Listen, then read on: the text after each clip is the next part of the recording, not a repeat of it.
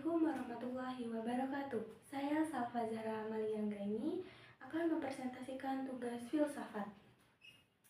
Di sini ada pemikiran filsafat pendidikan menurut Muhammad Atiyah Al-Abrasi. Jadi yang pertama itu biografi Atiyah Al-Abrasi.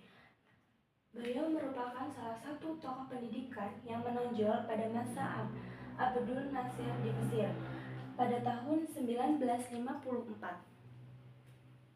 sampai 1970. Muhammad Atiyah menempuh pendidikan awalnya meraih gelar diploma pada Universitas Darul Ulum pada tahun 1921. Kemudian pada tahun 1924 ia melanjutkan studinya di Inggris. Beliau juga merupakan seorang sarjana umum yang berkecimpung dalam dunia pendidikan di Mesir dan dikenal sebagai guru besar di Universitas Darul Ulum secara turun-menurun. Kemudian yang kedua ada pengertian pendidikan menurut Atiyah Al-Abrasi. Pendidikan Islam yang berlandaskan pada Al-Quran dan Sunnah memiliki cangkupan yang sangat luas, baik dalam dimensi teori maupun praktek. Terdapat 3 istilah dalam khazanah keilmuan Islam, yaitu al-tarbiyah, at-ta'lim, dan at-ta'dib. Kemudian, meski ketiganya dapat memperlihatkan kesamaan pada substansional dan tujuan orientasinya. Kemudian ada tujuan pendidikan Islam. Yang pertama itu ada pembuktian akhlak sebagai inti pendidikan. Yang kedua ada keseimbangan antara ilmu agama dan ilmu umum. Jadi ilmu agama sama ilmu umum itu harus seimbang ya guys ya, nggak boleh saling berat satu sama lain.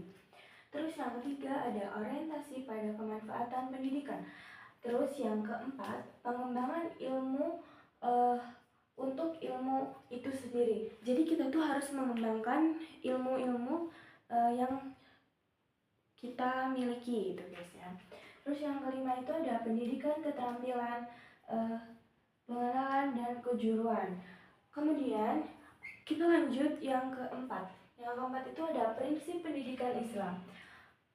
Muhammad Atiyah Al-Abrasi menegaskan bahwa pendidikan Islam harus berlandaskan pada prinsip, yaitu rohaniyah, moral, intelektual maupun keterampilan hidup.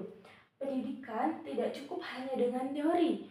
Jadi tuh kalau kita memiliki pendidikan itu tidak hanya cukup dengan teori, tetapi juga butuh menjiwa atau memiliki akhlak dan kemampuan praktis. Kemudian ada yang kelima adalah referensi pemikiran pendidikan.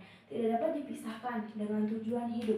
Karena pendidikan itu sarana untuk melanjutkan ekspektasi manusia dalam bertahan hidup. Jadi kalau misalkan kita hidup tidak memiliki pendidikan gitu, pasti bingung kan, ini mau gimana nih, ini harus gimana nih gitu kan. Jadi kita hidup itu harus berpendidikan. Kemudian yang terakhir ada prinsip fundamental, yaitu ada 8 ya. Yang pertama itu tidak ada batas usia untuk pembelajaran. Jadi dalam belajar itu tidak ada batasnya ya guys.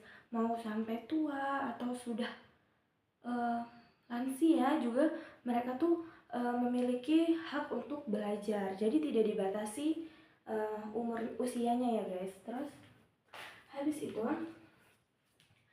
tidak ada ketentuan lamanya. Maksudnya tuh kita tuh mengejar pendidikan itu tidak ada ketentuan lamanya loh guys. Harus cuman 1 tahun nih, harus cuman 2 tahun, itu tidak ya guys. Jadi tidak dibatasi. Terus habis itu ada metode pembelajaran harus sesuai dengan kondisi pelajar. Jadi kalau misalkan kondisinya masih anak-anak usia dini, berarti belajarnya harus di usia dini.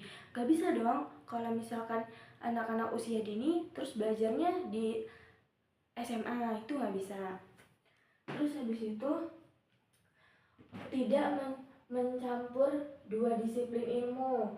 Terus yang kelima ada menggunakan media konkret. Yang keenam memperhatikan minat bakat pelajar.